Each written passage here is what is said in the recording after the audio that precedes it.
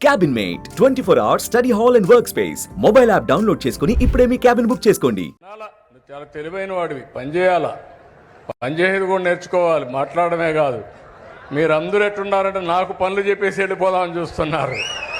నేను వచ్చింది మీ బాధ్యతలు కూడా గుర్తు చేయడానికి వచ్చాను. రెండూ ఉన్నాయి. ఎవరైనా సరే హక్కులు అడిగేవాళ్ళు బాధ్యత కూడా ఉండాలి. మీరు ఎవరైతే ఈరోజు బ్రహ్మాండంగా పనిచేశారో స్వచ్ఛ ఆంధ్రప్రదేశ్లో వాళ్ళు మైక్ అడగలేదు, వాళ్ళకి ఎత్తుక్కుంటూ మేము అవార్డులు ఇచ్చాం. ఆ పరిస్థితి అందరికీ రావాలి, సమస్యలు పరిష్కారం చేయాలి, నేను చేస్తాను. కానీ కొంతమంది ఆ కుర్రాడు ఉన్నాడు, బాగా యాక్టివ్గా ఉన్నాడు, ఆయనకు మైక్ కావాలి. అంటే ఒక విషయం అందరం కూడా గుర్తుపెట్టుకోవాల్సిన అవసరం ఉంది. ఇంత మునుపు ఎవరైనా సరే ముఖ్యమంత్రి వచ్చాడా, ఈ మరి మీటింగ్ పెట్టాడా? జరిగాయి ఆ మీటింగ్లో? ఎప్పుడన్నా మైక్ ఇచ్చారా? ఎప్పుడన్నా తనుకే కాదు ఎక్కడికైనా వచ్చాడా? వస్తే నేరుగా పరదాలు కట్టుకొని వచ్చేవాళ్ళు,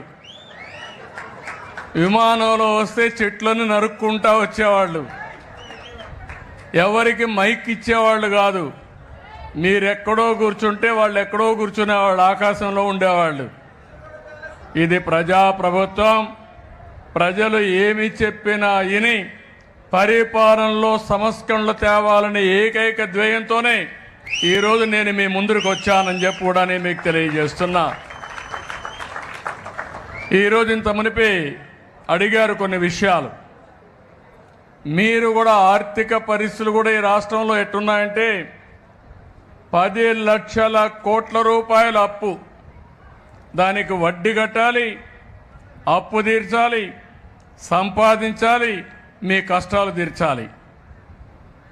ఈరోజు అందుకే నేను చెప్పాను, అభివృద్ధి, సంక్షేమం, సుపరిపాలన, ఈ 3 ద్వారా ఈ రాష్ట్రాన్ని ముందుకు తీసుకుపోయే కార్యక్రమాన్ని చేశాం. ఈరోజు మీరందరూ ఉన్నారు. నేను 4వసారి ముఖ్యమంత్రి, 4వసారి ఎప్పుడు కూడా నాకు ఇన్ని ఇబ్బందులు కనపడలేదు. నాకే వెసులుబాటు దారి కనపడడం లేదు. అంటే అంత రాష్ట్రాన్ని పూర్తిగా విధ్వంసం చేసే పరిస్థితికి వచ్చారు. ఆ రోజు ఈరోజు చెప్తున్నాను, నేను ఈరోజు ఆలోచిస్తాను, రేపు ఆలోచిస్తాను, ఎల్లుండి ఆలోచిస్తాను. ఇప్పుడే ఒక మిత్రుడు అన్నారు, 2004లో కానీ మీరందరూ ఓట్లేసి నన్ను గెలిపించుంటే ఈరోజు హైదరాబాద్, ఆంధ్రప్రదేశ్ ఎక్కడుందో మీరే ఒక్కసారి ఆలోచించుకోవాలి. 2019లో మళ్ళీ ఆ రోజు కూడా గెలిపించుంటే మళ్ళీ విభజన జరిగిన రాష్ట్రాన్ని మనం అగ్రస్థానంలోకి తీసుకుపోయేవాళ్ళం. అందులో కొన్ని తప్పులు నావి ఉన్నాయి. మీరు కూడా ఎక్కడికక్కడ ఓకే వేరే వాళ్ళు వస్తే ఏదో ఉద్ధరిస్తారనుకుంటారు. మళ్ళీ ఇదంతా కూడా చూస్తే వైకుంఠపాళి మారి పైకి ఎక్కడం, కిందన పడడం, మళ్ళా నేను పైకి తీసుకెళ్ళడం, ఇది ఒక అలవాటుగా మారిపోయింది. ఈరోజు గుజరాత్ ఉంది, 20 సంవత్సరాలుగా ఒకే ప్రభుత్వం ఉంది. మోడీ గారు సీఎంగా ఉన్నారు, ఆయన కంటే ముందు కూడా గవర్నమెంట్ ఉంది. మళ్ళా ఆయన సీఎం కొనసాగాడు, ఇప్పుడు ఆయన పీఎం అయ్యాడు. ఆ రాష్ట్రంలో బీజేపీ గవర్నమెంటే ఉంది. దానివల్ల లాభం ఏంటని మీరు ఒక్కసారి ఆలోచిస్తే, ఎప్పుడైతే కంటిన్యూగా ఒక ప్రభుత్వం ఉంటే పనులు కూడా స్థిరత్వంగా జరుగుతాయి. దానివల్ల అభివృద్ధి కూడా సుస్థిరంగా ఉంటుంది. ఈ విషయం మనందరం గుర్తుపెట్టుకోవాల్సిన అవసరం ఉంది. నేను ఇక్కడ ఎవరికి సమస్యలు లేవన్నాం, చాలా సమస్యలు ఉన్నాయి.